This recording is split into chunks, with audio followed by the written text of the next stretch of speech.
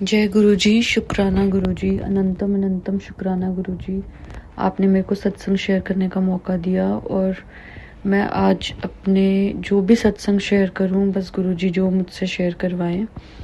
और मैं आपको शेयर करती हूं मेरी जर्नी गुरुजी के साथ, और भी उसमें कई सत्संग बीच में जो गुरुजी ने डेली बेसिस पे किए। मैं 2019 की बात है, जब मैं दुबई में जॉब करती थी और मैं वापस आ गई थी। मैं स्टार्टिंग का थोड़ा शॉर्टकट रखूँगी, बस मेन गुरुजी के जो सत्संग हैं वो एलैबोरेट करके बताऊँगी। तो उसमें ये हुआ कि मैं वापस आ गई 2019 में, और समहाउ मेरा ना दोबारा कभी जॉब लगी। मैं बहुत ज़्यादा बीमार हो गई और ये सब एक्सट्रीम सिचुएशंस मेरी लाइफ के अंदर आ गई। मेरे पे बहुत सारा कर्जा हो गया, बहुत से डेट्स मेरे पे आ गए, और जॉब नहीं होने की वजह से, और क्योंकि सडन मेरी एग्ज़िट हुई थी दुबई से इंडिया, तो बहुत कुछ मेरा पेंडिंग था जो पेंडिंग ही रह गया। और उसके बाद मैं ना बीमारी से उठ पाई, और बस लाइफ पूरी की पूरी डिस्टर्ब कहो या ख़त्म हो चुकी है, ऐसा कहो। तो 2022 तक सेम चीज़ चलती रही, ना कुछ ठीक हो रहा था और ना ही किसी चीज़ का हल्का सा भी आराम आ रहा था। तो 2022 में मेरे घर पे मेरे कज़न आए और वो हमें गुरुजी के सत्संग लेकर गए। पहला सत्संग जो हमने गुरुजी का अटेंड किया, हमें कुछ पता नहीं था गुरुजी के बारे में। उन्होंने बस अपना हमसे एक्सपीरियंस शेयर किया था कि कैसे उनके ऑपरेशन के टाइम पे गुरुजी ने उनका पूरा साथ दिया, और ये हमें पता था और हमें कुछ नहीं पता था। हम वहाँ पे गए और हमने माथा टेका, और हम जब बैठे तो मंत्र जाप चल रहा था, मतलब सत्संग ऑलमोस्ट ख़त्म हो गया था। बट वो मुझे पहली शांति वहाँ महसूस हुई कि जैसे उठ के आने का आपका दिल नहीं कर रहा। और वहाँ लंगर प्रसाद किया, हम घर आए और अगले ही दिन वो मुझे बड़े मंदिर लेकर गए। तो जब मैं फ़र्स्ट टाइम गुरुजी से मिली हूँ, तो ऐसा कह लो कि वो एक satsang and then next first time ही गुरुजी मंदिर बुला लिए। जब मंदिर के अंदर गई तो पता नहीं मेरा माइंड एकदम खाली हो गया। मैं इतनी खुश हो गई, जो मैं इतनी डिप्रेस स्टेट में थी, मतलब बहुत ही अच्छा लगा मुझे, बहुत अच्छा कि सालों के बाद अगर मेरा कोई ऐसा मोमेंट आया मेरी लाइफ में रिफ़्रेशिंग। तो गए, लंगर किया, और जब मैं घर आई तो उसके बाद मुझे सपने में शंकर भगवान के बड़े बड़े शिवलिंग, रुद्राक्ष सपनों में दिखे। एक सपना आया जहाँ पे मैं सुंदर से एक शिवलिंग है वाइट कलर का, उनकी पूजा कर रही हूँ। एक आया बहुत बड़े बड़े 12-12 फुट के शिवलिंग बन रहे हैं और डिज़ोल्व हो रहे हैं, और पता नहीं वो क्या है, जगह है, बट वहाँ रुद्राक्ष घूम रहे हैं बहुत सारे मालाओं में। तो ऐसे मुझे दर्शन हुए शिव जी के सपने में। उसके बाद सिंस मुझे एक चीज़ बहुत अच्छी लगती है अपनी जर्नी में, कि सिंस मुझे गुरुजी के बारे में कुछ पता ही नहीं था, तो हमें कुछ बोलना भी नहीं था, गुरुजी ऐसा करो वैसा करो, और हम दिल से अटैच हो गए गुरुजी से। किसी चीज़ के लिए नहीं कि हमारी प्रॉब्लम्स ठीक करो। तो बस गुरुजी के साथ हमारी जर्नी ऐसे शुरू हुई। और फिर मम्मी ने कहा कि गुरुजी का स्वरूप हम ऑर्डर कर लेते हैं, बिकॉज सिंस हमें नहीं पता था कि ऑर्डर नहीं करते हैं। तो मैंने भी अमेज़ोन पे गई, तो मैंने जब देखा तो एक बात मैंने रिकॉल की जो हमारे कज़न ने कही थी कि गुरुजी आपके घर में जिस स्वरूप और चोले में आना चाहते हैं वो उसी में आते हैं। तो जब मैंने अमेज़ोन में उस दिन खोला तो सारे येलो स्वरूप थे गुरुजी के। और जब मैंने कहा ठीक है मैं अभी नहीं, कल देखती हूँ, ऑर्डर करती हूँ, कल किया तो सेम येलो थे। तो अमेज़ोन में मेरी कैश ऑन डिलीवरी बैंड थी, तो जब मैं गुरुजी का स्वरूप ऑर्डर करने लगी तो वो कैश ऑन डिलीवरी मुझे अनेबल्ड दिखा। बट सिंस मैं गुरुजी के सत्संग से अवेयर नहीं थी, तो मुझे ये पता नहीं था कि क्यों अब अनेबल्ड है। मैंने उससे कैजुअली लिया और मैंने कहा जब अनेबल्ड ही है तो मैं क्यों इसे ऑनलाइन पे करूँ, मैं cash on delivery he order करती हूँ। जो एक एक थॉट अब मुझे समझ में आता है कि वो सब गुरुजी के थॉट्स रहते हैं। उसके बाद मैंने स्वरूप ऑर्डर किया, और जब अगले मॉर्निंग मुझे जल्दी ही अर्ली मॉर्निंग कॉल आई कि आपका पार्सल डिलीवर करना है, आप नीचे आ जाए। मेरे पास कैश में पैसे नहीं थे, तो मैंने कहा कि आप नीचे दुकान पे दे दें और मैं वहाँ से ले लूँगी। वो पूरा दिन निकल गया, मेरे पास पैसे नहीं थे, तो मैं गई नहीं लेने के लिए। अगली सुबह मैं ब्रेकफास्ट कर रही थी और ब्रेकफास्ट करने के बाद ऐसी मैं लेटने लगी तो मुझे अंदर से बहुत स्ट्रॉन्ग, जैसे किसी ने कहा कि मैं पहले जाके नीचे से स्वरूप लेकर आऊँ। मैं नीचे भागी, मैंने जैसे ही भैया से कहा कि भैया पार्सल दे दो कल का, उन्होंने पार्सल पकड़ाया और मैं बोलने ही वाली थी कि पैसे बाद में दूंगी, पर भैया चले गए। तो मैंने उन्हें आवाज़ दे के रोका कि आपने पैसे, वो कहते कौन से पैसे? मैंने कहा जो आपने दिए डिलीवरी बॉय को। कहते डिलीवरी बॉय ने तो मुझसे कोई पैसे लिए ही नहीं।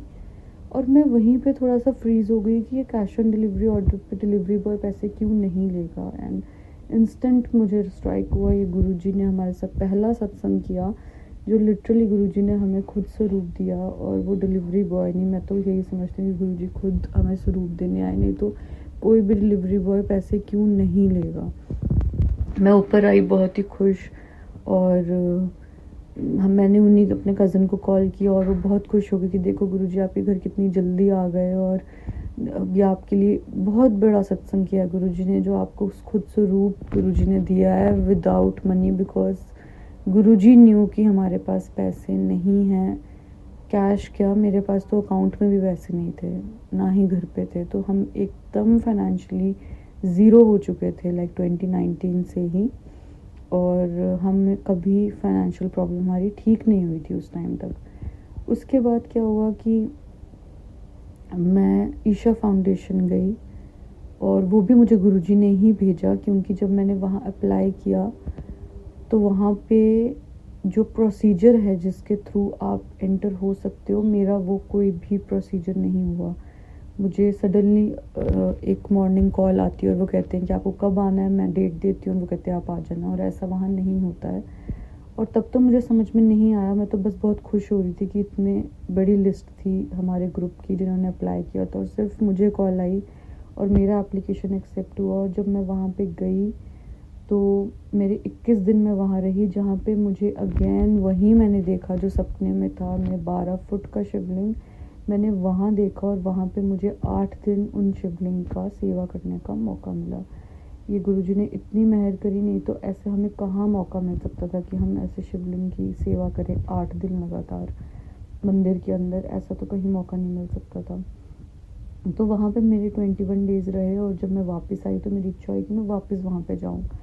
और जब मैं वापस गई तो मुझे वही डिपार्टमेंट मिला 2 महीने के लिए, जिस डिपार्टमेंट में एप्लीकेशंस हम लोग एक्सेप्ट करते हैं लोगों की। और वहाँ पे यहाँ मुझे समझ में आया, क्योंकि गुरुजी ने मुझे ये दिखाया कि मेरी एंट्री कैसे वहाँ हुई थी। वहाँ एक बार डिस्कशन चल रहा था कि इंटरव्यूज़ लेने हैं जिन लोगों ने अप्लाई किया, और मैंने कहा कौन से इंटरव्यूज़? तो उन्होंने तब मुझे कहा वही इंटरव्यू जो आपका हुआ होगा जब आप यहाँ आए थे। तो मैंने कहा मेरा तो कोई इंटरव्यू नहीं हुआ, मुझे तो बस एक किसी ने कॉल किया और बोला आपको किस जगह डेट पे आना है, डेट दी और मैं आ गई।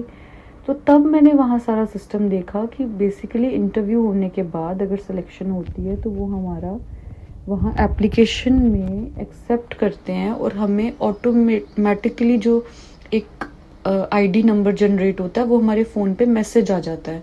This was the process. और जब हम एंटर करते हैं आश्रम तो हमें वो आईडी नंबर दिखाना होता है, बट मेरे साथ तो ऐसा हुआ नहीं था। मेरे पास तो कोई ना, मुझे तो बस फ़ोन पे ऐसे वर्बली कंफर्म किया गया था। तो वो तो मैंने ये भी वहाँ पे समझा कि जो कॉलिंग डिपार्टमेंट है वो स्टार्ट ही 11 बजे के बाद होता है, और मुझे तो 11 बजे से पहले कॉल आई थी। तो वो लिटरली सब हैरान हो रहे थे कि मतलब ऐसा कैसे हो सकता है। और मैं जब ईशा, अब तो बहुत लोग जाते हैं वहाँ पे, अब तो बहुत प्रोसेस भी चेंज हुए होंगे, एंट्रीज़ भी मिलने लग गई हैं बहुत से लोगों को। बट जब मैं गई थी 2022 में, तब एप्लीकेशन सबके एक्सेप्ट नहीं होते थे, और तब क्राइटेरिया बहुत ही स्ट्रिक्ट था आश्रम में एंटर होने का। और जिस डिपार्टमेंट में मुझे एप्लीकेशंस एक्सेप्ट करने के लिए रखा गया, वो डिपार्टमेंट भी सब कहते थे कि ऐसा कैसे हो गया कि 21 दिन आपके आश्रम में रहने के बाद इन्होंने आपको यहाँ पे ले लिया, बिकॉज यहाँ पे ऐसे नहीं लिया जाता। जो साल साल आश्रम में रहते हैं उन्हें ही इस डिपार्टमेंट में फिक्स किया जाता है, बिकॉज वो एकदम फ्रंटेस्ट डिपार्टमेंट है पूरे ईशा फाउंडेशन का, जहाँ से एक्चुअली लोगों की सारी एप्लीकेशंस एक्सेप्ट हो रही हैं, और कौन आश्रम में वॉलंटियरिंग करने आएगा वो डिसीजन मेकिंग हो रही है।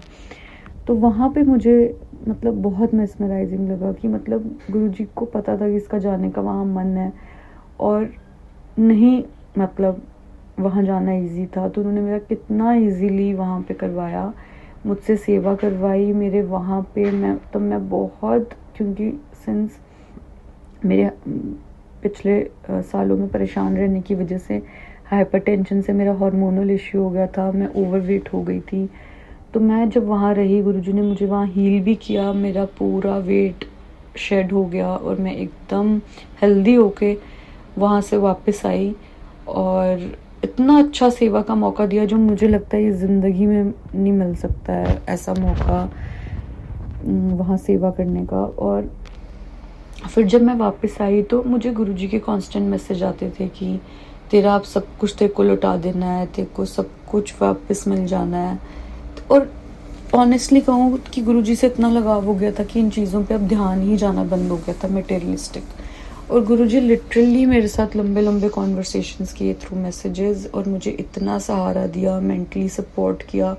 और मुझे ऐसा लगा कि अब लाइफ में मैं अकेली नहीं हूँ, अब लाइफ में मेरे पास साक्षात भगवान का साथ है लिटरली, जिनको बस मुझे कुछ करना भी नहीं है, बस उनको फॉलो करते जाना है, ना मुझे कोई डिसीजन लेना है। अब मैं कंप्लीट अपनी लाइफ निश्चिंत होकर जी सकती हूँ, क्योंकि अब सारे डिसीजंस मेरी लाइफ के गुरुजी के हैं। और सच में वाकई गुरुजी ने टाइम टू टाइम मेरी लाइफ में डिसीजंस लिए और मुझे आगे लाइफ में बढ़ाया।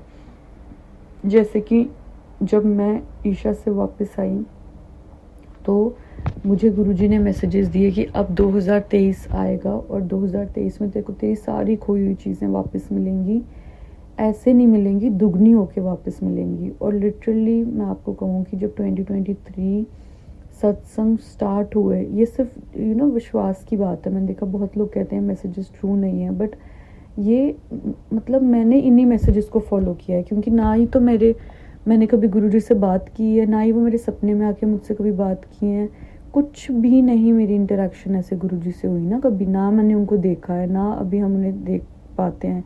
मतलब बहुत से लोग चलो एक्सपीरियंस करते हैं, उन्हें देखते हैं, बट मैंने तो नहीं देखा। तो मैंने सिर्फ गुरुजी के वही मैसेजेस फॉलो किए, और आज देखो गुरुजी ने मुझे कहाँ पहुँचा दिया, मतलब कहाँ से कहाँ। जो लिटरली गुरुजी कहते थे, देखो फर्श से अर्श तक पहुँचाना है मुझे, कि दुनिया देखेगी कि तेरे साथ क्या हो गया, और तू खुद भी देखेगी कि ये क्या हुआ। और जब ये मैसेजेस मैंने पढ़े तो तब तो मैं मुस्कुराई, ऑब्वियसली खुशी तो आपको होती है, बट मैंने गुरुजी को इतना शुक्राना किया कि मतलब कौन है गुरु, मतलब क्या हमारा उनके साथ रिलेशन होगा, है ना। मतलब पता नहीं, बहुत ही ज़्यादा अच्छा लगता है ये सोच के कि गुरुजी आपको एक्सेप्ट कर चुके हैं, नॉट बिकॉज वो आपको चीज़ें दे रहे हैं या आपकी लाइफ को सॉर्ट करें, बट इसलिए कि वो आपको स्पिरिचुअलिटी में जिस कदर गुरुजी ने मुझे डाला, लाइक भक्ति का मतलब समझाया, पूजा पाठ का मतलब सही मतलब समझाया, सही पूजा पाठ करने का तरीका बताया, और उसमें मन लगवाया। सबसे बड़ी बात, नहीं तो पहले भी पूजा करते थे, बट करते थे वो चाहते थे, बट इतनी शांति मैंने ज़िंदगी में महसूस नहीं करी जो मैंने गुरुजी से जुड़ने के बाद महसूस करी। मेरे माइंड में मिलियंस ऑफ थॉट्स हमेशा चलते रहते थे, पर मेरा माइंड एकदम काम, सेटल। हालांकि लाइफ वही है कि ना जॉब है ना कुछ है, बट वही घर पे जैसे पहले थी तब भी घर पे हूँ, बट इतना सुकून मैंने लाइफ में महसूस नहीं किया जो मैंने गुरुजी से जुड़ने के बाद महसूस किया। और मुझे लिटरली लगा कि अब मेरे पास सब कुछ है, मुझे किसी चीज़ की कोई नीड नहीं है, मेरे पास गुरुजी आ गए हैं। अब मैं उनके मंत्र जाप, उनके सत्संग सुनना, बस मैं इसमें बहुत खुश और सेटिस्फाइड हूँ और कंप्लीट फील करती हूँ। तो 2023 जनवरी आया और मेरे को गुरुजी ने हमारे पूरी फैमिली को बहुत से सत्संग अटेंड करवाए। फिर हमारे घर के अंदर जो इतनी नेगेटिव वाइब्रेशंस थी, घर में सत्संग करवाए, वीकली सत्संग करवाए, मंथली सत्संग करवाए, और इतनी घर की ऑरा हमारी पॉजिटिव हो गई। एक बार हमने सुना एक सत्संग में कि गुरुजी कहते थे हमारे स्वरूप को धो धो के पियो, घर में जल छिड़को। हमने एग्जैक्टली वही किया, गुरुजी का स्वरूप लिया, उसमें से जल निकाला, और जब पूरी दीवारों पे छिड़का, आप मानोगे कि हमारे वो स्वरूप का चोला काला पड़ गया। मतलब हमारे घर की कितनी नेगेटिविटी गुरुजी ने अपने पे ले ली, और हमारे घर की ऑरा को इतना पॉजिटिव एंड स्ट्रॉन्ग बना दिया कि उसके बाद अभी तक मैंने वहाँ पे कभी भी नेगेटिव फील नहीं किया है घर के अंदर। लाइक कभी भी वहाँ कोई छोटी से छोटी नेगेटिव एनर्जी, जैसे आलस ही कह लो, मैंने वो भी फील नहीं किया है। और इतना हमारा ऑरा गुरुजी ने अच्छा कर दिया। फिर गुरुजी ने मई के 2023 में मुझे गुड़गांव भेजा जॉब के लिए। हमारे पास देखो हमारे पास ना बिल्कुल पैसे नहीं थे, मतलब मैं क्या बताऊँ, कोई कहे पैसे की कमी होती है, बट कोई, मैं ये कहूँ कि हम एकदम ज़ीरो हो चुके थे मनी वाइज, ना हमारे अकाउंट में, मतलब हम खाना भी कैसे खा रहे थे ना, वो गुरुजी ही हमें खिला रहे थे खाना भी, और हमारे पास किसी चीज़ के लिए पैसे नहीं थे। हमारे कर्ज़े भी इतने, मेरे पर्सनल कर्ज़े बहुत थे और घर पे भी कर्ज़े थे कि हमारा सारा जो, मतलब हमारे रेंटल इनकम है जो, वो सारी हमारी कर्ज़े निपटाने में ही निकल जाती है और कर्ज़े फिर वहीं के वहीं। तो इतनी हमारी फाइनेंशियल पोजीशन ख़राब थी कि मैं अपने घर में बोल भी नहीं सकती कि मुझे बाहर जाना है जॉब करने, क्योंकि वो बेचारे मुझे कहाँ से देंगे पैसे, ऐसी सिचुएशन थी। तो मैंने एक दिन, क्या हुआ कि मैं सो रही थी रात को, तो यही आदत बनी हुई थी कि सत्संग सुन के ही सोते हैं, तो मैं सत्संग सुन सुनते सो गई और मुझे बीच में, मैं बहुत गहरी नींद में थी, बट मुझे एक आवाज़ सी आई जैसे किसी ने मेरा नाम लिया बहुत ज़ोर से। तो मुझे लगा घर में अचानक से मेरी नींद खुली और मैंने मम्मी को आवाज़ लगाई कि आपने बुलाया मुझे? कहते नहीं मैंने तो नहीं बुलाया। तो मतलब किसने मेरे को बुलाया? फिर ना मेरी नींद टूटी, तो मुझे थोड़ी सी हल्की सी एंग्जाइटी आई कुछ सेकंड्स की, मुझे समझ नहीं आया क्यों। तो जब वो एंग्जाइटी आई तो मैंने कहा कि मैं सत्संग सुन लेती हूँ फटाफट, क्योंकि कुछ हो ना मैं सत्संग सुन लेती हूँ, मैं ठीक हो जाती हूँ। तो मैंने कहा एंग्जाइटी से क्यों आई बिना किसी बात के, तो मैं सत्संग चला लेती हूँ। तो जो सत्संग मेरे आया उस टाइम सामने जो फ्रंट में आता, मैं फर्स्ट वही खोल के सुनती हूँ। तो जब मेरे वो फ्रंट में आया जो मैंने सुना, तो उसमें एक आंटी ने शेयर किया कि मेरी फाइनेंशियल पोजीशन में ख़त्म हो चुकी थी और 16 तारीख को गुरुजी ने कहा सत्संग करो, और जब मैंने 16 तारीख को सत्संग किया उसके बाद हम फाइनेंशियली इतने अच्छे हो गए कि मैं क्या कहूँ। मैंने कहा है ये तो एग्जैक्टली हमारी सिचुएशन है। आज डेट क्या, 15, ओ कल ही है 16, तो कल अब हमने सत्संग करना है, ये हमारे लिए मैसेज है गुरुजी का। एंड अब फिर मुझे समझ आया कि वो आवाज़ जो थी वो मतलब मुझे उठाने के लिए थी, गुरुजी उठाएंगे मुझे, हल्की बेचैनी होगी तो फिर ही मैं सत्संग चलाती उस टाइम, नहीं तो मैं पलट फिर सो जाती। तो सब कुछ गुरुजी देखो कैसे प्लान करते हैं हमें हर चीज़ सुनवाने के लिए, हर चीज़ तक पहुंचाने के लिए। तो फिर मैंने मम्मी को बोला कि कल ऐसे ऐसे मुझे हुआ था, मैंने एकदम सत्संग चलाया तो उसमें ये आया, तो मैंने कहा ठीक है फिर आज 16 है, करते हैं सत्संग। हमने जैसे ही सत्संग किया ना, आप मानोगे, हमने सत्संग किया और सत्संग जैसे, और ना मेरी जॉब की ना ख़त्म हो चुकी थी विश कि मुझे जॉब नहीं करनी है, मतलब होता ना ऐसा अपने नेगेटिव होता है, फिर दोबारा मन नहीं कर रहा था मेरा कुछ भी करने का। वो था करूँ तो फिर अपना काम कोई करूँ, और अपना समझ नहीं आता था क्या करना है काम, पैसे और नहीं। तो उस टाइम वो जैसे ही सत्संग ख़त्म हुआ शाम को, तो मेरे माइंड में ऐसा आया कि हाय मैं दिल्ली जाऊँ जॉब करने, वही गुरुजी ने भेजना था तो उन्होंने थॉट दिया। मैंने मम्मी को कहा मम्मी मुझे दिल्ली जाना है जॉब के लिए। तो मम्मी कहते देख बेटा मेरे पास तो पैसे नहीं हैं, अब मैं क्या बोल सकती हूँ, अब गुरुजी ने भेजना होगा वो भेज देंगे। फिर मैंने कहा हाँ बड़ी बात तो कही है गुरुजी ने भी, उनकी डिसीजंस ही हमारी लाइफ के लिए अच्छे हैं, तो उन्होंने भेजना होगा वो भेज देंगे। तो मैं भी निश्चिंत होकर सो गई। हम सो गए, और जब हम सुबह उठे तो अर्ली मॉर्निंग हमारे घर में हमारे एक नोन आ रही है, वो भी गुरुजी की भक्त है। तो वो संगत हमारे घर आ रही है और वो ना मतलब थोड़ा सा गेट से झांक रही थी कि मतलब उनको मैं भी लगा अर्ली मॉर्निंग है तो जाऊँ। हमने कहा आ जाओ जाओ। तो कहते मैं ना अपनी फ्रेंड के घर जाना था आज अर्ली मॉर्निंग, तो जैसे मैं रेडी होकर घर से निकल गई तो उसका फ़ोन आया कि मेरे घर गेस्ट आ रहे हैं तो तू आज का कैंसिल कर दे। तो मैं अब वापस नहीं जा पाई घर अपने, तो मैं आपकी तरफ आ गई। हमने कहा हाँ तो आ जाओ आप, इसमें क्या बात है। तो कहते पर मुझे समझ नहीं आया कि मैं आपके घर क्यों आ गई, मेरे तो मार्केट के बहुत काम थे आज, तो मैं वो करने चली जाती और मैं आपके घर आ गई। तो मैंने कहा अच्छा, मैं कहा चलो कोई बात नहीं, आ गए हो तो बैठो। तो वो बैठी हैं ठीक है। तो उन्होंने एकदम से मुझे पहली बात ये की, नहीं तो उन्होंने ऐसी बात हमारी हुई नहीं कभी, उन्होंने पहली बात ये की कि अब कब करनी है जॉब। तो मैंने कहा वही पैसे का देख रहे हैं, फिर ही निकल सकते हैं बाहर। तो कहती, तो मतलब उनके साथ हमारी बॉन्डिंग बहुत थी, उनको पता थी हमारी घर की कंडीशन। तो उन्होंने कहा कि ओह अच्छा, मतलब सिर्फ इसी वजह से रुका हुआ है काम। मैंने कहा हाँ, नहीं तो अब कल से मेरे माइंड में बहुत स्ट्रॉन्ग आ रहा है मुझे दिल्ली जाना है, बट अब पैसों का देखते हैं कब इकट्ठे होते हैं तो मैं फिर जाती हूँ। तो वो कहते हैं इसमें कौन सी बात है, मेरे से ले जाओ, 5,000 ले लो मुझसे और चले जाओ। तो मैंने हेजिटेट किया, फिर वो कहती नहीं ये अब आपको लेने पड़ेंगे, ये गुरुजी दे रहे हैं आपको। वो खुद ही बोलने शुरू हो गई, कहती मैं अब समझ रही हूँ यहाँ आने का मतलब, मैं आपसे कह रही हूँ मेरा यहाँ आने का प्लान ही नहीं था, मैं कैसे डाइवर्ट हो गई आपके घर की तरफ, ये मुझे गुरुजी ने भेजा है, नहीं ये 5,000 आपको लेने पड़ेंगे। और उन्होंने लिटरली मुझे 5,000 रुपीज़ दिए और बोला तुम टिकट कराओ और तुम जाओ और तुम अपनी जॉब करो। लिटरली गुरुजी ने, मतलब मैं क्या कहूँ, मतलब लिटरली मैं क्या, मेरे पास वर्ड्स नहीं है इस चीज़ के लिए कि कैसे। नहीं तो आजकल देता है कोई किसी को पैसे? कोई नहीं देता। देगा भी क्या, सबकी अपनी सिचुएशंस है, और फिर बहुत से लोग धोखा खा जाते हैं, उन्हें वापस नहीं मिलते, तो नहीं देते कोई भी। पर कैसे उन्होंने मुझे ज़बरदस्ती दिए, और उसके बाद वो वाकई गुरुजी ने दिलाए थे, क्योंकि वो 5,000 में दिल्ली में रहना, जबकि रेंट ही 9-9 हज़ार 10-10 हज़ार है।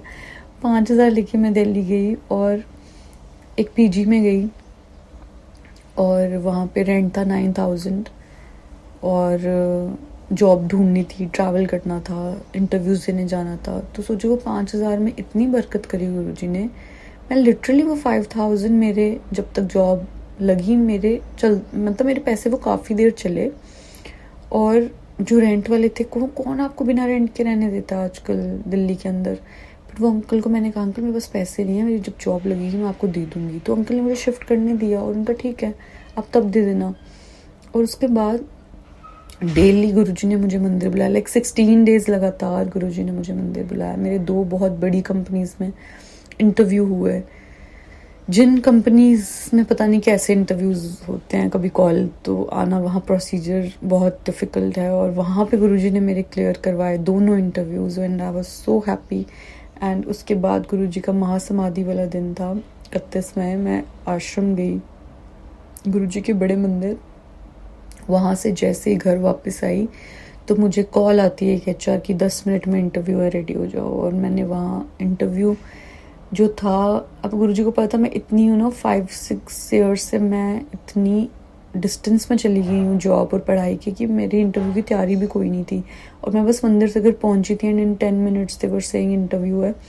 तो लिटरली मैंने गुरुजी से इतना माथा, मतलब ऐसे हंसी भी आई मुझे। मैंने बस गुरुजी को जल्दी जल्दी में बोला, गुरुजी इंटरव्यू आप ही करा देना, मेरी कोई तैयारी नहीं है, पता नहीं क्या पूछेंगे। And accounts being a very specific subject, उसमें आप अपने से फेंक भी नहीं सकते कि भाई ये आंसर है वो आंसर है, आपको यू हैव टू बी, जो आंसर है वही देना आपको। तो लिटरली मैंने टेबल पे रखा लैपटॉप जहाँ इंटरव्यू देना था, और गुरुजी का स्वरूप साथ में रखा। मैंने कहा गुरुजी इंटरव्यू आप ही दोगे मेरा, मैं नहीं दूंगी। और उसने मुझे इंट्रोडक्शन के अलावा कुछ भी नहीं पूछा, और मुझे फाइनल कर दिया। 2 ही पोजीशन थी, एक में किसी लड़की को, एक में मुझे, और मेरी वो जॉब की ज्वाइनिंग हो गई 26 जून से। जय गुरुजी, अनंतम अनंतम शुक्राना गुरुजी। वो हुई मेरी लाइफ की रीस्टार्ट, जो मुझे समझ नहीं आ रही थी कि मैं लाइफ में रीस्टार्ट कैसे करूँगी, क्या करूँगी। देखो 1 मिनट के लिए आपको लाइफ स्टार्ट करना फिर ईजी है, आपको फ्रेश माइंड से स्टार्ट करना है, और आपको उस टाइम पता होता है आपके गोल्स क्या हैं और आपको कहाँ जाना है। बट जब आप लाइफ में बहुत हाइट्स पे जाके बिल्कुल ज़ीरो हो जाते हो, आपको रीस्टार्ट नहीं समझ आता, क्योंकि एक तो आप मेंटली बहुत एग्जॉस्टेड हो, अपसेट हो, और अब आपके गोल्स पूरे जब नहीं हो पाए तो आप हिम्मत सी भी हारी हुई होती है, जब बहुत लंबा टाइम गैप आता है। तो मैं इतनी पजल थी कि मैं लाइफ के अंदर क्या करूँगी, अब मैं क्या स्टार्ट करूँगी। और वो गुरुजी ने मेरा इतनी आसानी से स्टार्ट करवा दिया, इतनी आसानी से कि मतलब मुझे पता ही नहीं चला कि मतलब ये कब हो गया। और बिना पैसों के, देखो बिना मेरे पास हमारे घर में पैसे होने के। फिर मेरी जॉब स्टार्ट हुई, एंड आफ्टर 3 मंथ, मतलब बीच में ऐसा हुआ कि गुरुजी ने मुझे मैसेज किया कि मुझे शिव पुराण का पाठ करना चाहिए डेली। और हर सत्संग में भी मैं उन दिनों यही सुनने लग गई। तो हमने शिव पुराण लिया, और शिव पुराण का पाठ मैं डेली करना शुरू कर दिया, 1-1 पेज कभी, या कभी कभी 1-1 अध्याय। और उसके बाद जब मैंने गुरुजी का शिव पुराण का पाठ स्टार्ट किया, so after 3 months of my job, ये 5 अक्टूबर की बात है, जब मैं शिव पुराण का पाठ कर रही थी, और मुझे अंदर से इतनी स्ट्रॉन्ग फीलिंग आई कि मुझे दुबई जाना चाहिए, और आज ही रिज़ाइन करके मुझे as soon as possible Dubai की फ़्लाइट लेनी चाहिए।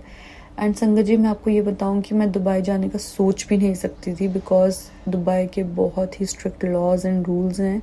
और जब आप जो भी मेरी अब्रप्ट एग्ज़िट हुई थी वहाँ से, तो मेरा वहाँ पे बहुत सारे लॉज मतलब बाय डिफ़ॉल्ट ब्रेक हुए थे, कुछ जो मैंने तो नहीं किए, बट मेरी एग्ज़िट की वजह से वो वहाँ हो गए, और उनकी पेनल्टीज़ थी मेरे पे। और मैं दुबई जाने का नाम भी नहीं लेती थी। इनफैक्ट कोई रिश्ता आता था शादी का कि लड़का दुबई है, अबू धाबी है, मैं मना कर देती थी, बिकॉज मुझे लगता था कि पता नहीं क्या वहाँ बना होगा, और पता नहीं मुझे मैं कैसे टैकल करूँगी। तो मैं इतनी घबराई हुई थी दुबई के नाम से।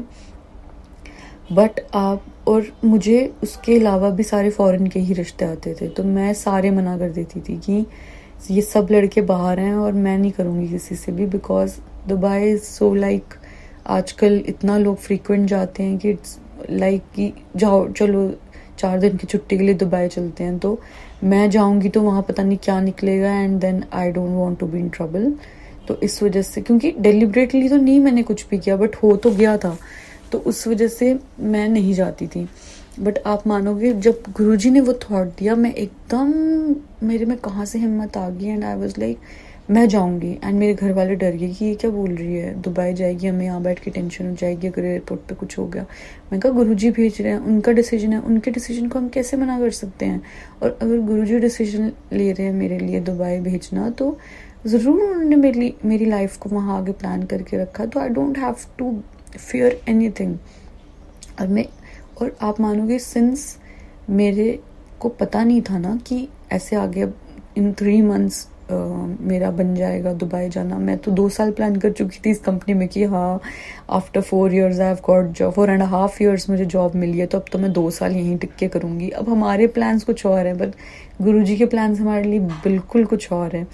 तो अब इसलिए मैंने कुछ सेविंग भी नहीं की उन 3 मंथ्स में, क्योंकि वो 3 मंथ्स तो मैं अपने कर्जे निपटा, मतलब जो मैं उस सैलरी से निपटा सकती थी वहाँ निपटाती रही।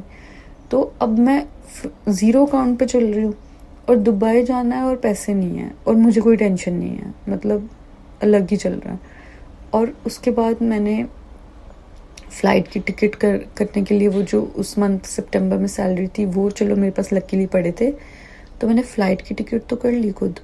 वीज़ा के लिए मैंने एक फ्रेंड को अप्रोच किया, उसने मुझे इंस्टेंट भेज दिया वीज़ा के लिए, पैसे कितना है, हाँ हाँ ले लो, इंस्टेंट मैंने उसने दिए।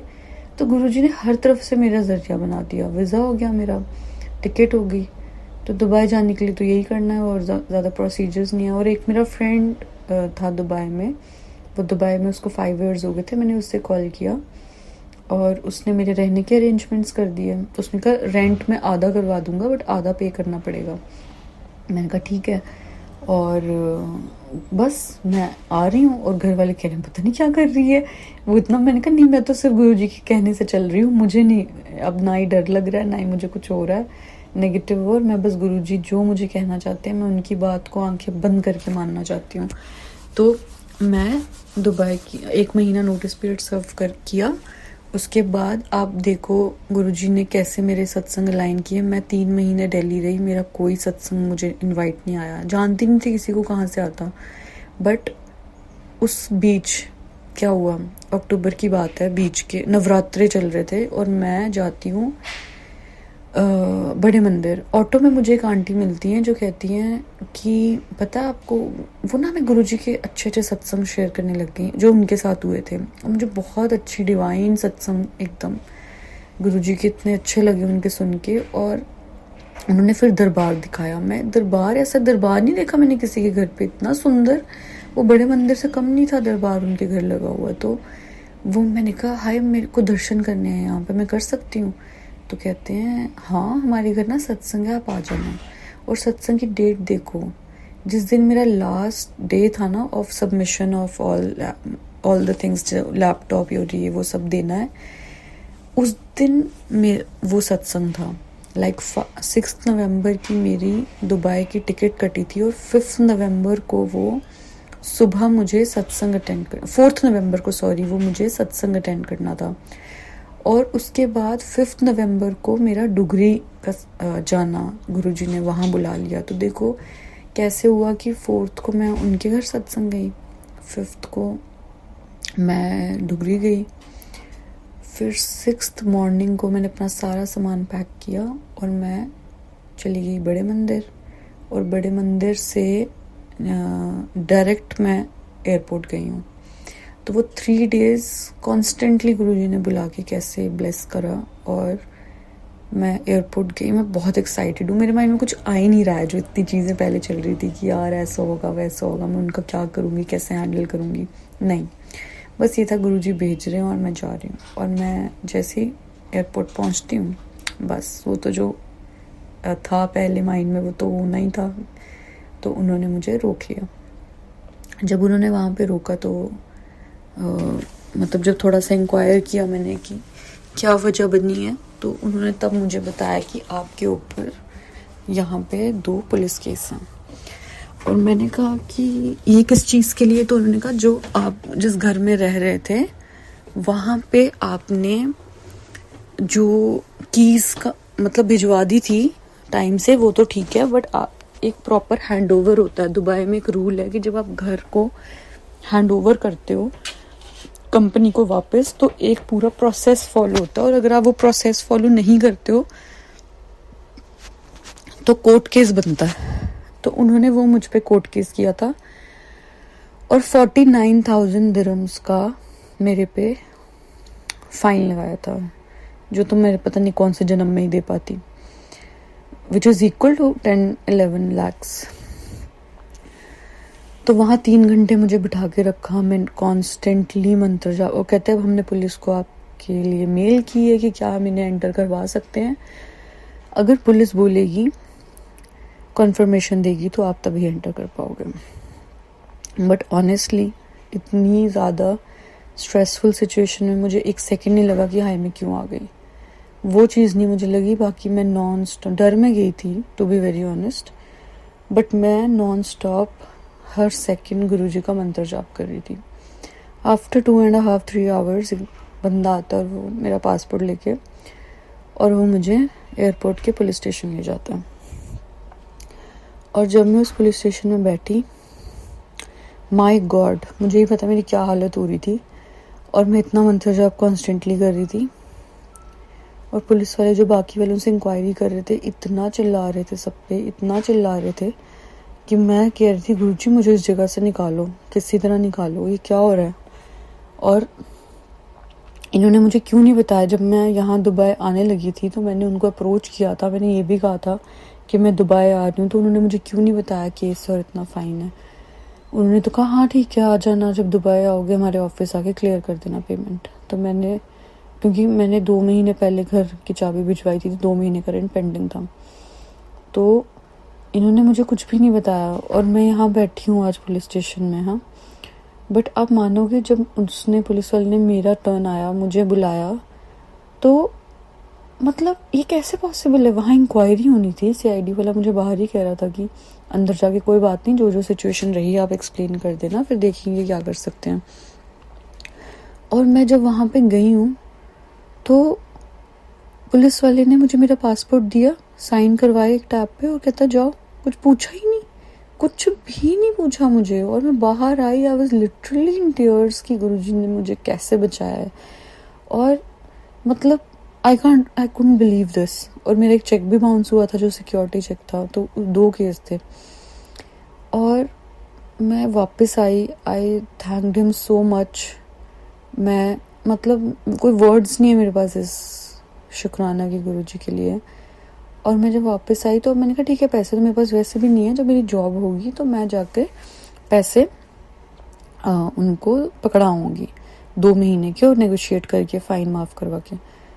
तो जब मेरी तो 6 नवंबर में आई थी दुबई, और गुरुपूरब था जिस दिन, उस दिन मुझे पहला सत्संग गुरुजी ने ब्लेस किया दुबई के अंदर। और उन्होंने मेरा इतना अच्छा वेलकम किया जिनके घर सत्संग था, और मुझे बिल्कुल नहीं लगा कि मैं किसी अननोन के घर पे हूँ। वो संगत ने इतना, आंटी ने मुझको बहुत लविंग और बहुत रिस्पेक्ट के साथ उन्होंने मेरे को फील करवाया। लाइक मुझे नहीं लगा कि मैं अकेली हूँ दुबई के अंदर। उसके बाद मुझे हर अमृत वेला सत्संग लेके जाने लग गई, और मुझे बहुत कनेक्ट हो गया उन आंटी के साथ। और गुरुजी वो, and she literally used to say कि ये गुरुजी ने मुझे सेवा दिया आपके लिए, नहीं तो वो कहीं और रहती है, मैं कहीं और रहती हूँ, मुझे पिक कर रही है, मुझे ड्रॉप कर रही है। तो ये गुरुजी ने एक एक चीज़ का मेरी ख्याल रखा दुबई में, एक एक चीज़ का। उनको पता था शी डजंट हैज़ मनी, मैं कैसे ट्रैवल करूँगी, तो वो आंटी मुझे पिक एंड ड्रॉप कर रही है, बताओ। उसके बाद गुरुजी ने मेरी एक संगत के घर में किचन सेवा लगवाई, वहाँ पे भी आंटी वो इतनी मुझसे कनेक्ट हो गई, वो भी इतना प्यार। मतलब अब मुझे लगने ही नहीं लगा कि मैं दुबई में अकेली हूँ। और गुरुजी ने मैसेज भेजा, अब संगत ही आप तुम्हारी फैमिली है, तेरी फैमिली अब संगत ही है। और लिटरली मुझे यहाँ फैमिली दी। नहीं तो दुबई के अंदर अगर कोई आपको जान पहचान वाला रिश्तेदार फ्रेंड कोई मिल जाए ना, जब उससे पता है ना आप दुबई आए हो, वो रिकॉग्नाइज ही नहीं करेंगे आपको। वाई? बिकॉज उनको पता अब ये जॉब ढूंढने का स्ट्रगल करेगा, इससे खर्चे होंगे, हमसे ना कोई हेल्प मांग ले। बट गुरुजी ने मुझे ऐसी संगत से मिलवा दिया कि मतलब लिटरली वो इतना प्यार देते हैं, अभी तक पूछते हैं मतलब मैं ठीक हूँ, मैं बीमार तो नहीं हूँ, मुझे सत्संग में लेके जाते हैं। कहीं इतनी दूर दूर सत्संग होते हैं, कोई कोई सत्संग तो इतनी दूर होता है कि वो लिटरली फिर मुझे पिक करते हैं, मेरे ऑफिस के बाहर से भी मुझे पिक करके लेके जाते हैं और मुझे सत्संग अटेंड करवाते हैं गुरुजी का। तो फिर ये हुआ कि मतलब इतना ख्याल रखा हुआ है गुरुजी ने यहाँ पे मेरा। और उसके बाद मुझे फिर वो पहला सत्संग जो मैंने गुरुपूरब का अटेंड किया, उसके नेक्स्ट मॉर्निंग मुझे एक बहुत बड़ी कंपनी से कॉल आई और वहाँ पे गुरुजी ने मेरी जॉब करवाई। 3 राउंड्स बैक टू बैक हुए और 4th राउंड में गुरुजी की टेस्टिंग आ गई। बट मुझे बहुत विश्वास था कि इस कंपनी से इंटरव्यू कॉल आना कोई छोटी बात नहीं थी। भगवान ही दिलवा सकते थे आपको इस कंपनी से इंटरव्यू, ऐसे नहीं आ सकता था और ये गुरुजी ही कर सकते थे। और उन्होंने मुझे इस काबिल समझा कि उन्होंने मुझे इस कंपनी के लायक कि उन्होंने भेजा मुझे इंटरव्यू मिले, यही बहुत बड़ी बात है। तो 3 राउंड्स में मैं बहुत खुश थी और 4th राउंड के लिए कॉल नहीं आई 24 डेज। पर 24 डेज वो मुझे और बड़ी बड़ी कंपनीज में इंटरव्यू के लिए भेजते रहे। पर पता नहीं दिल में ऐसे आ रहा था कि वही मेरी कॉल, गुरुजी ने मुझे वही ब्लेस करना है। गुरुजी कहीं मुझे देख रहे हैं शायद कि ये क्या सोचती है। और सच में मुझे 24 दिसंबर को, मुझे 27 नवंबर मेरा लास्ट 3rd राउंड हो चुका था।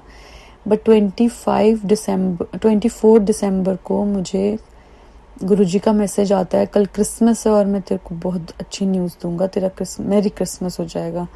और मैं लिटरली आपको बताऊं, जब किसी इंटरव्यू शेड्यूल्ड होता है ना, उसका एक दिन पहले ईमेल या कॉल आता है कि आपका कल राउंड है इंटरव्यू का। बट उस दिन नहीं आया मेरे को 25th मॉर्निंग, जहाँ मेरे 3 राउंड्स हुए थे फर्स्ट कंपनी में मेरी, वहाँ मुझे 10 o'clock मॉर्निंग कॉल आया कि आप फाइनल राउंड के लिए आ जाओ 3 बजे।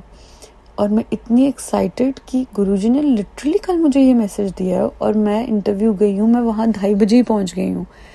और वो मेरा इंटरव्यू कर रहे, मतलब फाइनल राउंड एमडी के साथ था और वो एमडी वो मेरा इंटरव्यू नहीं कर रहा, वो बस मुझे पूछ रहा है कि इंट्रोडक्शन एंड देन वो बहुत ही खुश है एंड लिटरली गुरुजी की blessing. And then he says कब से ज्वाइन कर सकते हो, एंड देन आई टेल कि any day you want I can join. And then he says okay the HR will tell you and merry Christmas. And I was like yes, ये गुरुजी ने wish किया मुझे मेरी Christmas. And मैं घर पहुंची, with in some time मुझे आ गया कि आपका सिलेक्शन हो गया। आई वाज लाइक, ये मेरी ड्रीम जॉब थी। आपको पता है, जब मैं पहले दुबई में थी ना, तब मैं इस जगह को देखती रहती थी, इस जगह पे मुझे कैसे जॉब मिलेगी, इस जगह से कंपनी से कैसे कॉल आते हैं। बट वो सब 2018-17 में मैं सोचती थी ऐसा, और मैंने ज़िंदगी में कभी नहीं सोचा था। और उसके बाद तो इतनी प्रॉब्लम्स आई थी कि मैंने तो सब कुछ छोड़ ही दिया था सोचना। और जब इस बार मैं दुबई आई हूँ तो मैंने तो सोचा ही नहीं था कि मेरी कोई पुरानी बहुत दबी हुई विश गुरुजी पूरी करेंगे। मतलब इस बार तो दुबई आके आई वाज लाइक, इतना 4-5 ईयर्स का गैप था, जॉब मिल जाए वो बड़ी बात है। तो गुरुजी ने भेजा तो वही लगवाएंगे, हमें क्या सोचना है। बट मुझे ये लिटरली नहीं पता था कि गुरुजी मुझे लिटरली मेरी ड्रीम जॉब, ड्रीम प्लेस, वो ऐसा कनेक्टेड है कि वो जो कंपनी है वो तो मेरी ड्रीम कंपनी है ही, प्लस वो उस लोकेशन पे है जो लोकेशन मेरी ड्रीम लोकेशन थी कि दुबई के अंदर इस जगह पे मैं काम करूँ तो मुझे बहुत अच्छा लगेगा, जो मैं 2017 में इमेजिन करती थी।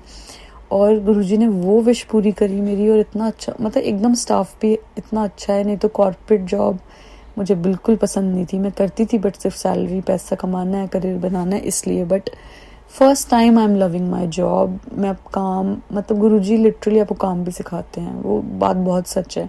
मेरे को बहुत सी ट्रेनिंग में चीज़ें नहीं समझ में आती वो क्या बोल रहे हैं, और मतलब इतना नहीं मैं एब्जॉर्ब कर पाती उनकी ट्रेनिंग से। बट जैसे मैं गुरुजी को बोलती हूँ ना, क्या बोला है इसने, क्या कह रही है करने के लिए, मुझे नहीं समझ में आ रहा, आप बताओ मुझे। और लिटरली मैं आपको कह रही हूँ, मैं गुरुजी करवाते हैं, गुरुजी समझाते हैं, वो समझा देते हैं बात की अगली ने क्या कही है, और इतने अच्छे से परफॉर्मेंस करवाते हैं। सब इतने खुश हैं ऑफिस में, सिर्फ गुरुजी की कृपा से। नहीं तो मेरा तो इतना कोई बहुत स्ट्रांग नहीं है। अकाउंट्स, बट गुरुजी ने मेरी इतनी अच्छी इमेज बना रखी है मेरे ऑफिस में, इतनी रिस्पेक्ट मुझे दिलवाते हैं। और बिल्कुल मुझे वो लोग ऐसे ट्रीट नहीं करते कि शी जस्ट जॉइंड, वो मुझे ऐसे ट्रीट करते हैं कि मेरे इनपुट्स मांगते हैं, मुझे बहुत अच्छी अच्छी अपॉर्चुनिटीज़ देते हैं और काम हैंड ओवर देते हैं। So I am literally very happy in my job because of Guruji. और गुरुजी के लिए मैं मतलब इस जन्म में कितना भी करूँगी शुक्राना, वो बहुत थोड़ा होने कम पड़ता है। वो ऐसे वर्ड्स ही नहीं है गुरुजी के शुक्राना कैसे करें, मतलब इतना कुछ गुरुजी ने दे दिया और सोचा भी नहीं था। और अब तो सारी इच्छाएं भी मर चुकी थी कि भाई अब इतनी तबीयत ख़राब थी 4 साल की, ऐसा था कि एक नॉर्मल डे मिल जाए। और मैं गुरुजी से आज भी कहती हूँ कि मैं तब जब रोती रहती थी सारा सारा दिन कि मैं इतनी बीमार क्यों हूँ, जॉब और गोल्स तो छोड़ो, लाइफ तो छोड़ो, मैं ठीक हो जाऊँ हेल्थ वाइज, मेरे लिए वही बड़ी बात होगी। और मेरा एक दिन नॉर्मल लाइफ का मुझे मिल जाए, गोल्स तो अचीविंग छोड़ो, एक्स्ट्रा ऑर्डिनरी चीज़ें छोड़ो, बट एक नॉर्मल डे मुझे अपनी लाइफ में वापस मिल जाए तो मैं बहुत खुश हो जाऊंगी। और गुरुजी ने मुझे नॉर्मल डे क्या एक्स्ट्रा ऑर्डिनरी लाइफ बना दी मेरी, एक्स्ट्रा ऑर्डिनरी। और जो वो कहते थे कि 2023 में तुझे सब मिल जाएगा, उस सब में मैं नहीं सोच पाती थी कि सब क्या, मतलब ज़्यादा से ज़्यादा हेल्थ ठीक हो जाएगी और मेरे को जॉब लग जाएगी, बट ये नहीं कि लिटरली जो मेरा छूटा था वो मुझे वापस मिलेगा। और जैसे उन्होंने कहा कि दुगनी खुशी के साथ, और लिटरली 400-500 टाइम्स हैप्पीनेस दी है गुरुजी ने मुझे। और ऐसे मेरा इतना ब्यूटीफुल रीस्टार्ट गुरुजी करवाएंगे, I could never ever imagine. इसलिए बिल्कुल निश्चिंत हो जाए गुरुजी की जो भी संगत है, मैं तो कहती हूँ एकदम निश्चिंत हो जाओ। गुरुजी ने हाथ पकड़ लिया है तो हमें कुछ अपने बारे में सोचना ही नहीं है, उनको सब पता है और वो बस टाइमिंग के हिसाब से करते हैं। टाइमिंग उनके लिए बहुत बड़ी बात है, बिकॉज हमारा कुछ भी है, मैंने रियलाइज़ किया अपनी जर्नी में कि टाइमिंग की इतनी इम्पोर्टेंस है गुरुजी के साथ जब हम जुड़ते हैं कि एक टाइम ज़रूर लगता है, बट जब वो चीज़ आती है हमारे पास तो वो इतनी परमानेंट होके आती है, क्योंकि जल्दी जल्दी का मिला हुआ जल्दी जल्दी छूट भी जाता है। और जब गुरुजी हमें कुछ देते हैं वो इतना पक्का करके देते हैं, इसलिए टाइम लगता है, बट क्योंकि वो हमें परमानेंट हमारे पास आ रहा है। और ये गुरुजी के बहुत मैसेजेस मेरे को आए हैं कि तेरा काम पक्का हो रहा है, इसलिए वक्त लग रहा है, क्योंकि खुशी तुझे परमानेंट देनी है। एंड लिटरली ये परमानेंट खुशी दी है मुझे गुरुजी ने, इतनी सिक्योर जॉब दी है मुझे गुरुजी ने। कॉर्पोरेट की जॉब कहाँ सिक्योर होती है, बट इतनी सिक्योर। और मैं इतनी फर्स्ट टाइम लाइफ के अंदर, मैं 7 years जो भी मेरा पीछे जॉब रहा है, मैं फर्स्ट टाइम लाइफ में इतनी खुश हूँ कि मैं कॉर्पोरेट जॉब कर रही हूँ। नहीं तो कॉर्पोरेट एंड खुश ये 2 वर्ड्स मुझे साथ जमते नहीं थे। तो इस वजह से मतलब गुरुजी ने इतना ख्याल रखा, तुझे कुछ करने की ज़रूरत नहीं है, तेरे पास सब चीज़ें खुद चल के आएंगी। और आज मैं गुरुजी से यही कहती हूँ कि जब मैं घर में उस बेड पे सारा सारा दिन बैठी रहती थी, तो सच में जब आपका मैसेज आया कि हाथ पैर कहीं मारने की ज़रूरत नहीं है, तेरे को सब तेरे हाथ में खुद मैं ला के दूंगा। और लिटरली मुझे मेरे हाथ में सब कुछ खुद ला के दिया। कहाँ मई में मैं घर से निकली दिल्ली, एंड नवंबर में मैं दुबई में हूँ, एंड दिसंबर में मेरे पास दुबई का ऑफर लेटर है, एंड वो भी मेरी ड्रीम जॉब का। लिटरली अनंतम शुक्राना गुरुजी, अनंतम अनंतम अनंतम शुक्राना। बस सबको ऐसे ही ब्लेस करो, सबको ऐसे ही ब्लेस करो। उसके बाद क्या हुआ कि मेरा ऑफर लेटर आ गया 25 को, मेरी जॉब डन हो गई। 26 दिसंबर 2023 पे मुझे ऑफर लेटर मिल गया। आफ्टर दैट मेरे साथ एक इतना बड़ा सत्संग हुआ कि जिसे मैं अभी शॉर्टकट में सुनाऊंगी। कि अब सिंस मेरे पे ट्रैवल बैन था, मेरे पे केस था, तो जब कंपनी ने मेरा वीज़ा अप्लाई किया तो मेरा वीज़ा रिजेक्ट हो गया। और रिजेक्शन के साथ पीआरओ को मैसेज आता ही है कि भाई क्यों रिजेक्ट हुआ है, बट मेरे टाइम पे वो मैसेज नहीं डिस्प्ले हुआ। और वो कंपनी और पीआरओ समझ नहीं पा रहे कि भाई क्यों इसका वीज़ा रिजेक्ट हुआ है, और ये रीज़न हमें क्यों नहीं बता रहे हैं इमिग्रेशन वाले। ऐसा कभी नहीं होता कि वो रीज़न ना बताएं। मैंने गुरुजी के आगे माथा टेका कि मैंने कहा गुरुजी आपको पता है सच्चाई क्या, आपको पता है मैं डिफ़ॉल्टर नहीं हूँ, ये केसेस जो मेरे पे हैं क्यों हैं, आप सब जानते हो कि मैंने कोई बेईमानी किसी के साथ नहीं करी है, और बस मेरे ऑफिस में मेरी इज्जत रह जाए। अगर उनके सामने खुल गया कि केस क्यों है, तो वो तो कभी नहीं समझेंगे कि ये मेरी वजह से नहीं हुआ है, तो वो तो मुझे डिफ़ॉल्टर ही समझेंगे और मेरा जॉब है ना। और जॉब की तो टेंशन ही नहीं लेनी थी क्योंकि वो गुरुजी ने ब्लेस की थी। और इतनी ज़्यादा गुरुजी ने केयर करी है कैसे इस चीज़ की कि मेरी इतनी जो इज्जत बना के रखी, वो उन्होंने कितना इमिग्रेशन से पता किया बट उन्होंने उनको रीज़न नहीं दिया। उन्होंने बस ये कहा कि जो एम्प्लॉय का आपने वीज़ा अप्लाई किया है उस एम्प्लॉय को हमारे पास भेजो। फिर ऑफिस वालों ने मुझे कॉल किया कि आपको वहाँ दुबई पुलिस हेडक्वार्टर बुलाया है but please let us know कि क्या इश्यू है। मैं कहा ठीक है, मैं जाके देखती हूँ। तो मैं जब वहाँ पे गई तो उन्होंने कहा मुझे कि आपके नाम पे अरेस्ट वारंट है, आपका वीज़ा नहीं आ सकता, आपको अरेस्ट वारंट जब तक नहीं हटवाओगे तो आपका वीज़ा नहीं आएगा। और हम हैरान है कि आपको एयरपोर्ट पे किसी ने नहीं बताया आप पर अरेस्ट वारंट और वहाँ से आपको लेकर नहीं गए जेल। मैंने कहा नहीं। उन्होंने खुद ऐसे बोला डिपार्टमेंट वालों ने पुलिस के कि आप कौन सी कृपा हुई है आप पे, आप कौन सी ब्लेसिंग लेके आए हो दुबई की, ऐसा आपको किसी ने पकड़ा नहीं अरेस्ट वारंट होने के बावजूद भी। अब एंड सोचो वो तो खुद ही पुलिस डिपार्टमेंट था, वो मेरी हेल्प क्यों करेगा। बट गुरुजी की आप मतलब देखो कि उन्होंने उस पुलिस वाले के माइंड में भी डाला कि वो मेरी हेल्प करे, नहीं तो वो क्यों करेगा हेल्प, वो तो खुद ही अरेस्ट वारंट है तो मुझे भेजेगा ना वहाँ पे वांटेड डिपार्टमेंट में। बट वो मुझे खुद कहने लगा अब आप वांटेड डिपार्टमेंट में मत जाना, किसी कैमरा में मत देखना, आप यहाँ से सीधा घर जाओ और आप मेरा नंबर लो और मैं आपको बताऊँगा क्या करना है। मैंने घर गई, मैंने उनको कॉल किया, उन्होंने कहा अरेस्ट वारंट सबसे पहले हटवाना ज़रूरी है बिकॉज आप नहीं तो वीज़ा नहीं आएगा।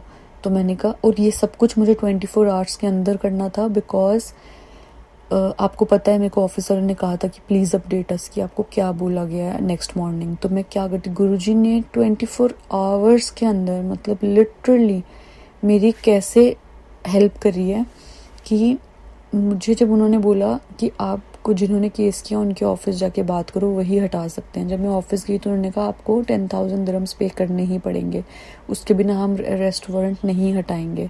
एंड आप मानोगे मेरे पास 1 दिरहम नहीं है, मैं 10,000 कहाँ से दूंगी। और मैंने बस अपने फ्रेंड को अप्रोच किया कि ऐसे ऐसे सीन हो गया है तो मुझे 10,000 देने हैं। उसने एक उफ तक नहीं करी, कुछ भी नहीं करा, खुद शिद्दत से लग पड़ा 10,000 इकट्ठे करने। उसके खुद के पास 4.5 दिरहम्स कैश पड़ी थी और बाकी के पैसे उसने पता नहीं कैसे अरेंज किए और मुझे 10,000 दिरहम्स दिए। कोई आपके लिए पेन लेता है ऐसे कि आपको इकट्ठा करके दे पैसे, कोई भी नहीं लेता इस दुनिया के अंदर। बट गुरुजी ने कैसे उन लोगों को मेरा हेल्प करने के लिए भेजा और मैंने उसको पैसे दिए। और वकील भी शॉक हो रहा है कि इतनी जल्दी आपका अरेंजमेंट भी हो गया, अभी कल आप कह रहे थे पैसे नहीं है, ये है वो है। और उसने अरेस्ट वारंट हटाया मेरा।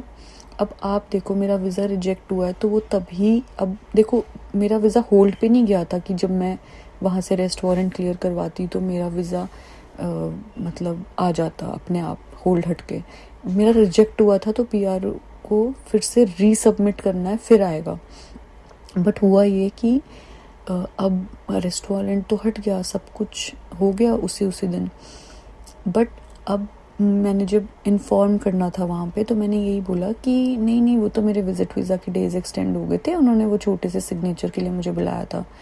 तो कहते ओके सब कुछ ठीक है ना, मैंने कहा हाँ सब कुछ बढ़िया है। तो फिर वो कहते ठीक है अब तो रीसबमिट करना पड़ेगा मंडे को पीआरओ को इमिग्रेशन ऑफिस जाके। अब देखो गुरुजी ने कैसे मुझे बचाया, मेरी इज्जत को कैसे रखा कि अगर मंडे पीआरओ इमिग्रेशन ऑफिस जाता रीसबमिशन के लिए तो वो तब तो उसको वहाँ बता ही देते ना कि यहाँ अरेस्ट वारंट कल क्लियर हुआ है तो हमने रुका था, और अब तब उनकी अगर आमने सामने बातचीत होती।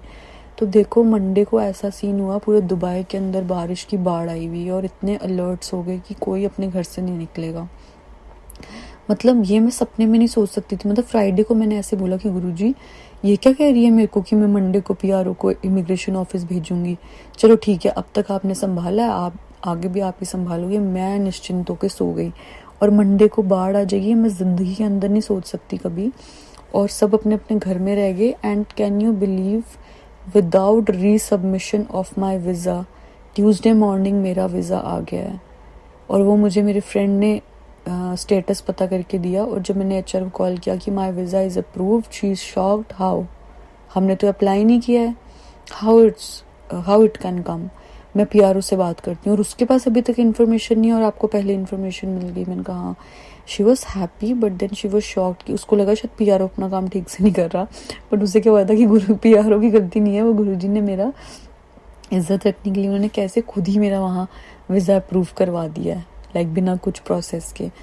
एंड देन मैं ऑफिस में ज्वाइन किया मैंने, और देखो मेरी ज्वाइनिंग डेट, देखो गुरुजी के लिए ये 1 सेकंड का काम है, पर गुरुजी ने ये काम कैसे किया दिन लगाकर। क्यों? क्योंकि गुरुजी ने मेरे को ज्वाइनिंग की, गुरुजी ने जो डेट डिसाइड की थी उन्होंने मुझे तब ज्वाइन करवाना था, और 26 दिसंबर मेरा ऑफर लेटर आया है। मेरी ज्वाइनिंग हुई है 22 जनवरी 2024, बिकॉज गुरुजी ने वो डेट डिसाइड की है। तो इसलिए 22-23 दिन ये सब चलता रहा कि ये ई वीज़ा ये सब कुछ तो हो गया एक दिन में। उसके बाद क्या हुआ कि मतलब मुझे पुलिस के स्टेशन में एक दूसरे वाले पे जाना था जहाँ मेरे चेक बाउंस का केस था, वो भी तो हटवाना था। तो आप मानोगे, जब मेरे को पुलिस वाले ने कहा कि आप ना उस पुलिस स्टेशन जाओ, और मुझे नहीं पता था, देखो इंडिया में तो पुलिस स्टेशन के नाम भी नहीं लेते हम, जाना तो बहुत दूर की बात है। तो मुझे नहीं पता था कि दुबई के अंदर क्या सिस्टम है, कि दुबई के अंदर police station is not like what India का पुलिस स्टेशन इज़। यहाँ डिपार्टमेंट्स होते हैं और इनके भी कॉर्पोरेट वर्किंग आवर्स होते हैं, एंड आफ्टर 5 वो पुलिस स्टेशन में को कोई नहीं मिलेगा। इट्स लाइक कि डिपार्टमेंट्स बंद हो गए हैं सारे। तो मुझे ये चीज़ नॉलेज नहीं थी। मैं शाम को चली गई कि आज ये काम करवा लेती हूँ, वहाँ जाके बात करती हूँ कि वो मेरा किसी तरह चेक का केस का कुछ करेंगे, क्योंकि मैं फ़ाइन कैसे दूंगी इतना बड़ा, और चेक का अलग फ़ाइन था 35 या 38,000 दिरहम्स कुछ ऐसे, और 49,000 अलग था रेंट वाला, तो मैं तो कभी नहीं क्लियर कर सकती थी। तो आप मानो क्या हुआ मेरे साथ। मैं गई, अंधेरा हो गया, सुनसान जगह पे वो पुलिस स्टेशन, आगे पीछे कोई इंसान नहीं, कोई वहाँ टैक्सी नहीं आती, कोई वहाँ, वो बस मुझे वहाँ छोड़ के चली गई कि सामने पुलिस स्टेशन है। वो दिख रही थी बिल्डिंग, पर जब मैंने उस तरफ चलना शुरू किया इतना अंधेरा सुनसान, और वो बहुत दूर था, वो बस बिल्डिंग दिख रही थी उस रोड से। मैं वापस आके मेन रोड पे चले जा रही हूँ, मैंने कहा, और हाईवेज हैं आगे पीछे। मैं, गुरुजी मुझे कहाँ जाना है, मुझे कुछ पता ही नहीं है, यहाँ ना कोई टैक्सी आ रही है ना कोई किसी की गाड़ी आ रही है, सुनसान रोड्स हैं, हाईवे रोड्स हैं, मुझे चलना भी किस तरफ है घर जाने के लिए। और सिंस मेरा विजिट वीज़ा ओवर हो चुका था तो मेरी सिम भी बंद हो चुकी थी, क्योंकि सिम उस वीज़ा से लिंक थी। तो मैं कहूँ, मैं किसी को कॉल करके ये भी नहीं बता सकती कि मैं कहाँ पे हूँ। लाइक ऐसी सिचुएशन में आप होंगे, आप क्या फील करोगे, like so trapped and stuck. And मैंने कहा कि गुरुजी, जब से मैं आपसे जुड़ी हूँ मुझे लाइफ के अंदर कोई प्रॉब्लम नहीं आई है, और आज मैं फील कर रही हूँ कि ये क्या हो रहा है। और अगर आप मेरे साथ हो, आज मेरे साथ हो या नहीं हो, मैं मतलब कॉन्स्टेंटली गुरुजी से बात कर रही हूँ, मैंने कहा, और अगर आप मेरे साथ हो तो आप फिर आज कहाँ हो, और मैं यहाँ क्यों फंस गई हूँ आधी रात में, 9 बज रहे हैं, अंधेरा हो चुका है इतना, यहाँ कोई स्ट्रीट लाइट्स नहीं है, कोई टैक्सी नहीं है, कोई बस नहीं है, हाईवे रोड्स हैं, फ़ोन मेरा बंद है, मैं कहाँ जाऊँ यहाँ से। और आप मानोगे, मेरे को बस मैंने बस ये लाइन फिनिश ही की थी कि गुरुजी अगर आप आज हो तो कहाँ हो। आप मानोगे, एक वाइट कलर की गाड़ी अचानक से आती है और कहती जल्दी आओ जल्दी आओ जल्दी आओ। तो मैं कह रही हूँ कहाँ हो, क्योंकि एकदम से कोई आएगा तो आप डर भी जाओगे ना कि आप किसी गाड़ी में नहीं। तो मैंने कहा कहाँ, मैं रुक गई। तो कहते जल्दी बैठो गाड़ी में, यहाँ कोई टैक्सी नहीं है, यहाँ कोई बस नहीं है, और यहाँ से आपको जाने का और कोई तरीका नहीं है, जल्दी बस में बैठो, बस कह जल्दी गाड़ी में बैठो। आप मानोगे, किसी की गाड़ी में बैठ गए तो और डर लगता है। मैं जैसे ही उस गाड़ी में बैठी, मेरी सारी घबराहट, एंग्जाइटी, रोने वाली जो हालत हुई पड़ी थी, मेरी वो सारी पॉजिटिविटी में बदल गई। मैंने इतना रिलैक्स्ड फील किया, और उन्होंने मुझे कहा, और मैं उनको देख रही हूँ, मैंने कहा मतलब ये तो गुरुजी जैसे साक्षात आ गए हो मुझे लेने के लिए। गाड़ी कहाँ थी, मैं तो यहाँ खड़ी हूँ, दूर दूर तक रोड में कोई गाड़ी नहीं थी, ये कहाँ से पैदा होकर गाड़ी आई। और वो मुझे कहते हैं यहाँ आप कैसे आए। मैंने कहा मैं पुलिस स्टेशन में काम था मुझे सामने। कहते नहीं, पुलिस स्टेशन तो इस टाइम बंद होते हैं, आप सुबह सुबह आओ, आपका काम होगा, ऐसे उन्होंने कहा। मैंने कहा ठीक है। तो कहते हैं, मैंने कहा ठीक है, फिर मैं कल सुबह आऊँगी।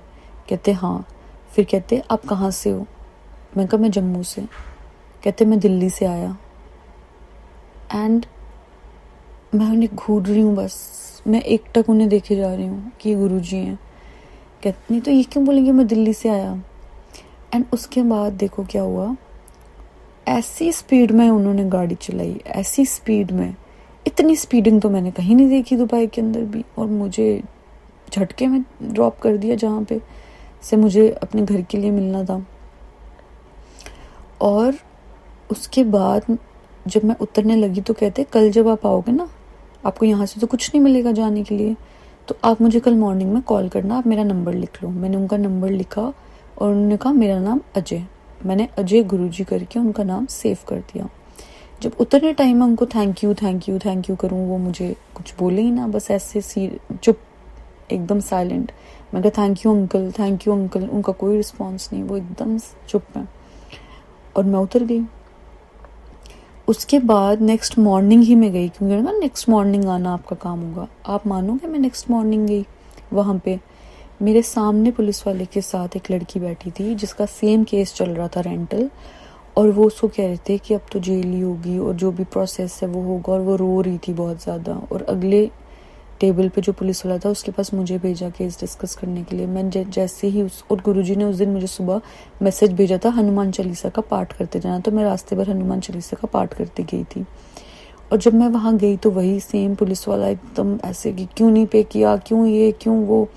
मैं उसको क्या एक्सप्लेन करूँ कि 4-5 साल मेरे साथ क्या हो रहा था और मेरे पास पैसे ही नहीं थे।